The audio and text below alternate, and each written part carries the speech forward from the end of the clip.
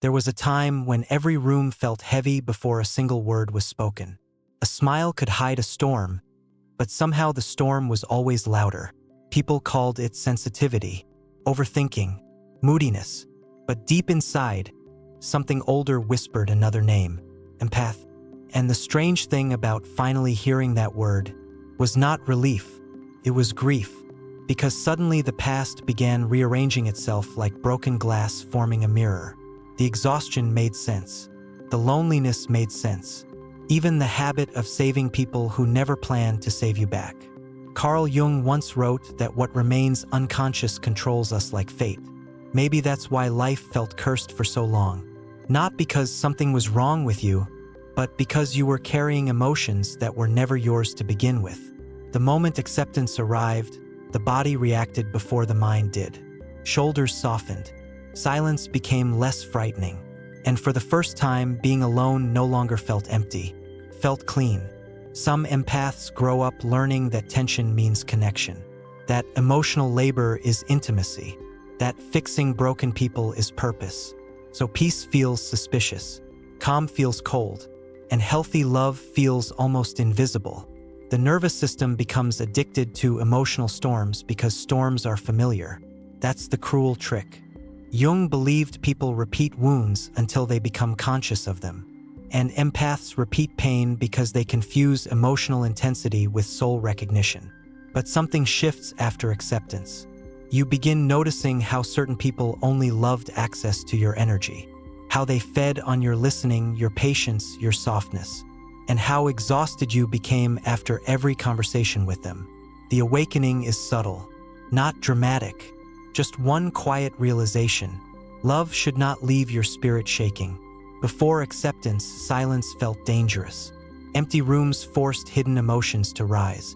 So distraction became survival. Music, people, scrolling, noise, anything to avoid hearing the soul speak. But empaths were never meant to live disconnected from their inner world. That's why burnout arrives like a spiritual collapse. The soul eventually demands attention. One evening, the silence no longer felt like punishment. It felt alive. You start noticing things others miss. The energy behind words, the sadness hidden inside jokes, the exhaustion behind fake confidence. And suddenly solitude becomes medicine instead of isolation. Not because loneliness disappeared, but because you finally met yourself there. Some people enter a room and observe emotions. Empaths enter a room and absorb them. That is the difference. A stranger's anxiety can cling to the body for hours. One angry message can poison an entire day. A wounded person can feel magnetic even when they are dangerous. And most empaths never realize they are carrying emotional residue everywhere they go. Acceptance changes that. You begin asking strange but important questions. Is this emotion even mine? That single question becomes a doorway back to yourself. Jung warned that unconscious emotions appear as destiny. And many empaths live inside emotional fog believing it is their identity. But not every sadness belongs to you. Not every wound is yours to heal. Some energies must simply pass through without making a home inside your spirit. People rarely talk about the anger empaths carry, because empaths often bury rage beneath compassion until it becomes invisible even to themselves. But the body remembers.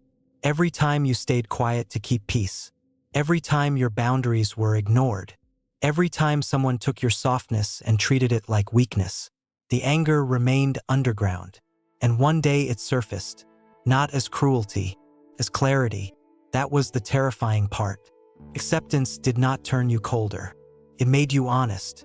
You stopped explaining yourself endlessly, stopped shrinking around emotionally loud people, stopped apologizing for needing space.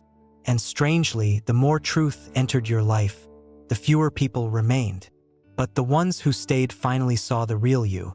There is something unsettling about a person who can feel what others hide. Not because empaths are magical, but because authenticity exposes masks. Some people avoid empaths because they feel emotionally visible around them. Pretending becomes harder. Manipulation becomes weaker. That's why narcissistic personalities often feel drawn to empaths first.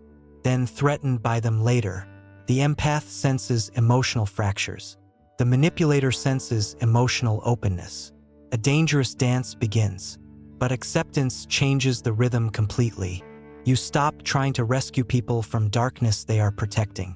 You stop sacrificing yourself to prove your love.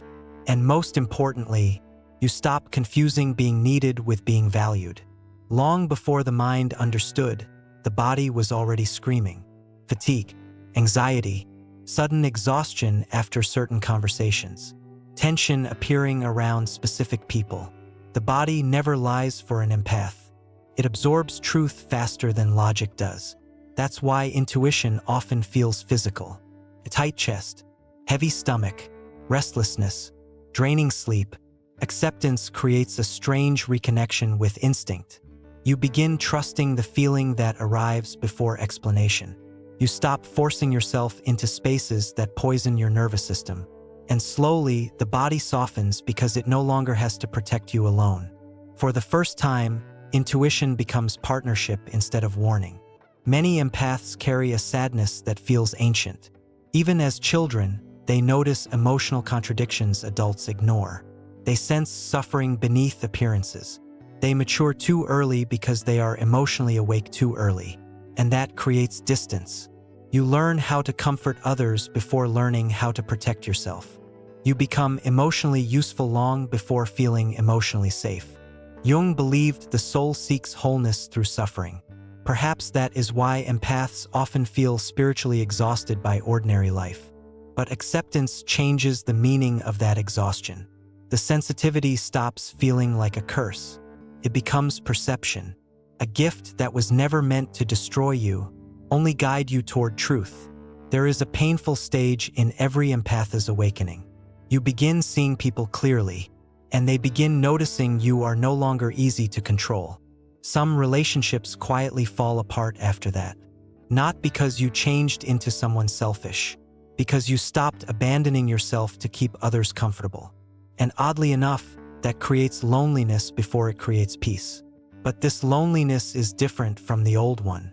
The old loneliness came from being unseen. The new loneliness comes from finally seeing clearly. And clarity at first can feel brutally empty, until one day you realize emptiness is simply space. Space for healthier love, safer people, a calmer nervous system, space for yourself. Acceptance did not suddenly heal everything. The world still feels loud sometimes. Crowds still drain energy. Certain people still leave emotional bruises behind. But something fundamental changed. The war against yourself ended. No more apologizing for depth. No more forcing numbness to appear normal. No more betraying intuition just to avoid disappointing others. The empath finally stopped trying to become less sensitive and started becoming more conscious. That is where life transformed. Because sensitivity without awareness becomes suffering. But sensitivity with awareness becomes power. And maybe that was the lesson hidden underneath every painful chapter all along. The soul was never asking you to harden. It was asking you to awaken. There was a moment when you stopped chasing people who misunderstood you. Not dramatically, not with anger, just quietly. One day the soul became too tired to beg for basic emotional safety. And that changed everything. The strange part is that empaths often spend years believing they must earn love through endurance, through understanding, through sacrifice. So when acceptance begins, guilt appears first. You feel guilty for needing distance, guilty for protecting your peace, guilty for no longer carrying everyone else's emotional weight. But eventually something deeper awakens. You realize compassion without boundaries becomes self-destruction. Some empaths are not afraid of darkness. They are afraid of their own light, because light attracts attention, expectations, projection. Many sensitive souls unconsciously hide their gifts to avoid being envied, rejected, or emotionally consumed by others. So they become smaller versions of themselves, quieter, more acceptable. But after acceptance, shrinking becomes unbearable. The soul begins resisting every false version you created to survive. And that resistance feels like grief before it feels like freedom. There is also a painful truth empaths eventually discover. Not everyone wants healing. Some people only want witnesses to their suffering. Others want emotional caretakers. Others want someone soft enough to absorb consequences they refuse to face themselves. That realization changes how you love. You stop trying to save people who are committed to remaining lost. You stop mistaking emotional chaos for spiritual depth. And for the first time, you allow others to carry their own lessons. Not because you stopped caring, because you finally started caring about yourself too. Acceptance also changes the way the world looks. The smallest things begin feeling sacred again. Morning silence, rain against windows, a calm conversation that doesn't drain your nervous system, the rare presence of someone who speaks honestly. Empaths are deeply affected by emotional atmosphere. And once you stop living in survival mode, beauty becomes visible again. Not performative beauty, soul beauty, the kind that was always there beneath the exhaustion. Jung believed the shadow contains the parts of ourselves we reject. For empaths, the shadow is often hidden power, anger, desire, confidence, boundaries, the ability to say no without explaining. Many empaths fear becoming selfish, so they reject healthy self-protection entirely. But suppressed strength does not disappear, turns inward. That is why so many empaths suffer silently. The energy meant for boundaries becomes anxiety instead. Acceptance changes this slowly. You begin realizing that protecting your energy is not cruelty. It is emotional maturity. There are people who will only love the version of you that overextends itself. The endlessly available version, the emotionally exhausted version, the version that abandons its own needs to maintain connection. And when you change, those people often accuse you of becoming cold. But empaths are not becoming cold. They are becoming conscious. There is a difference. Real love does not require self-erasure. Real love leaves room for your nervous system to breathe. After acceptance, intuition becomes impossible to ignore. You begin sensing dishonesty before evidence appears, feeling emotional danger before words confirm it, recognizing envy hidden inside compliments. At first, this feels terrifying, because once awareness sharpens, pretending becomes harder. You cannot unknow what your soul already feels, and many empaths spend years betraying intuition just to avoid uncomfortable truths. But eventually the body grows tired of translating warnings into anxiety. So intuition becomes louder, not to punish you, to protect you. One of the biggest changes happens in relationships. You stop needing to be understood by everyone. That hunger fades, because empaths often suffer from over-explaining themselves to emotionally unavailable people, trying desperately to make others see the depth they carry. But depth cannot be forced into closed hearts. Acceptance teaches silence. Not wounded silence, peaceful silence. The kind that no longer chases validation from people committed to misunderstanding you. And then something unexpected happens. You begin attracting different people. Calmer people, emotionally honest people. People who do not feed on your softness but protect it. The nervous system notices the difference immediately. Conversations stop feeling like emotional labor. Love stops feeling like confusion. Presence stops feeling heavy. For the first time, connection no longer costs your entire soul. And that alone feels almost unreal to an empath who spent years surviving emotional chaos. In the end, accepting yourself as an empath was never about becoming special. It was about becoming real. Real about your limits. Real about your intuition. Real about the pain you carried trying to save everyone except yourself. The life that emerged afterward was quieter, slower, less crowded. But something sacred finally returned. Inner peace. And maybe that is the greatest transformation of all. Not becoming someone new, but finally allowing yourself to exist without apologizing for the depth you were born with. There comes a stage in an empath's life when exhaustion no longer feels temporary. Feels ancient. Not physical exhaustion alone. Soul exhaustion. The kind created by years of feeling too much, forgiving too much, understanding too much. And eventually the spirit asks a terrifying question. What happens if I stop carrying everyone? For a long time, the answer feels selfish, cold, wrong. But slowly another truth emerges from the silence. You were never meant to be an emotional refuge for people destroying themselves willingly. That realization changes the entire direction of your life. Acceptance also changes the relationship with pain itself. Before, pain felt personal. Every rejection became proof. Every betrayal became identity. Every emotional wound became something to carry forever. But awareness creates distance. You begin observing emotions instead of drowning inside them. You notice how feelings move like weather, how grief arrives in waves, how fear speaks in borrowed voices from the past. And suddenly healing stops being dramatic. It becomes quiet, a nervous system learning safety one peaceful moment at a time. Somewhere during this transformation, the empath stops worshiping potential. That is one of the hardest lessons, because empaths often fall in love with who people could become instead of who they repeatedly show themselves to be. Potential is seductive, keeps hope alive long after reality has spoken clearly. But acceptance sharpens vision. You stop waiting for emotionally unavailable people to awaken. You stop romanticizing emotional suffering. You stop sacrificing years trying to earn love from wounded souls terrified of intimacy.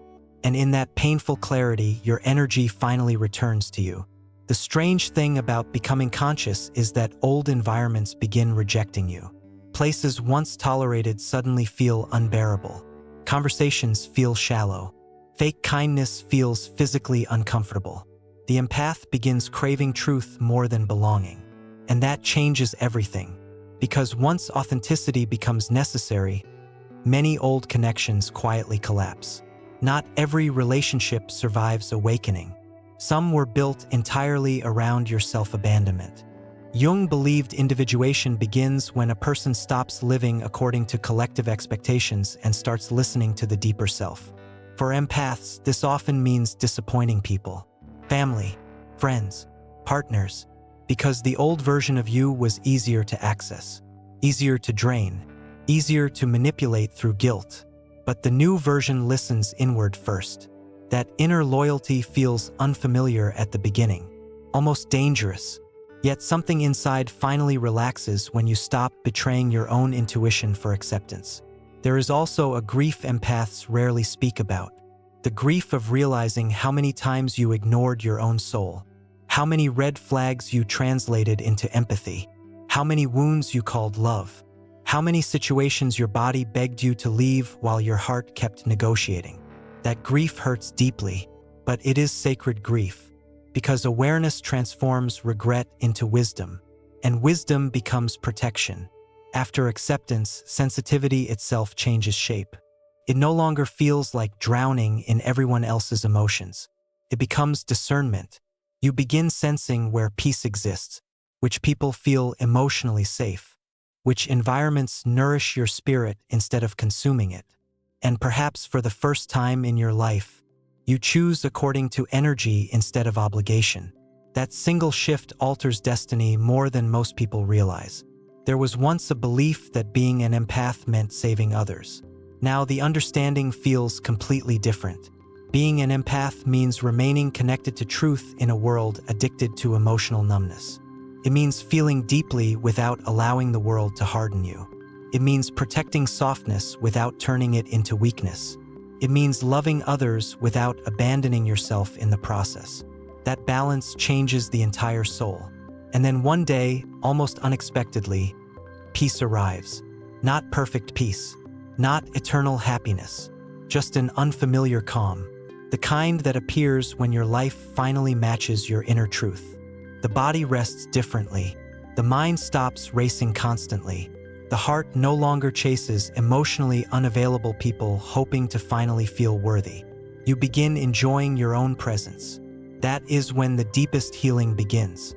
Not when someone finally chooses you, when you finally choose yourself. In the end, accepting yourself as an empath did not make life easier. It made life real. The illusions shattered. The masks became visible. The emotional addictions revealed themselves. But something beautiful emerged from the ruins. A quieter soul. clearer intuition, a deeper relationship with yourself. And maybe that was the hidden purpose behind every painful chapter all along. Not to break you, but to return you to the person you were before the world convinced you that your sensitivity was something to hide. Because the empath was never too much. The empath was simply feeling what others spent their entire lives trying to escape. If some part of this story felt strangely familiar, leave a comment below. Sometimes the things we hide deepest are the things that connect us most. And if you're walking this path of awakening too, subscribe to the channel. There are more conversations here for the souls who feel everything deeply. Thank you for watching.